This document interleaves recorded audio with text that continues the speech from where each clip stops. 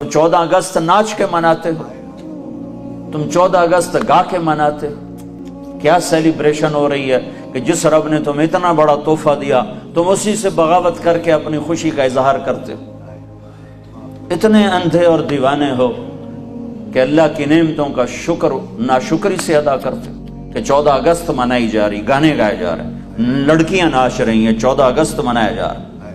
لعنت ہے ایسی آزادی پر کہ جس میں اللہ ہی ناراض ہو۔ 6 لاکھ انسان ذبح ہوئے تب پاکستان بنا۔ کون جواب دے گا؟ اللہ رسول کو جواب دینا ہی بڑا مشکل ہے، ان 6 لاکھ کو کون جواب دے گا جن کی ہڈیاں گل گئی، جن خاکستر ہو گئے، جو سکھوں کی کرپانوں سے زیر و زبر ہو گئے۔ فَقَضَاهُنَّ 7 سَمَاوَاتٍ فِي يَوْمَيْنِ وَأَوْحَىٰ فِي كُلِّ سَمَاءٍ أَمْرَهَا وَزَيَّنَّا السَّمَاءَ الدُّنْيَا بِمَصَابِيحَ وَحِفْظًا ذَلِكَ تَقْدِيرُ الْعَزِيزِ الْعَلِيمِ۔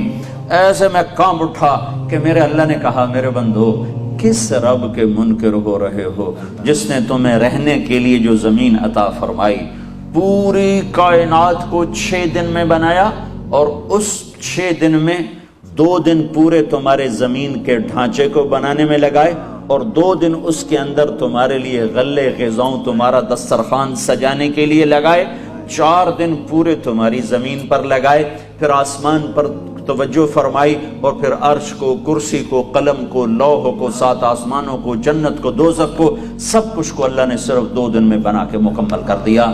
تم اس رب سے منکر ہو۔ یہ زمین تو سجدوں کے لیے تھی، یہ شراب خانوں کے لیے تو نہیں تھی۔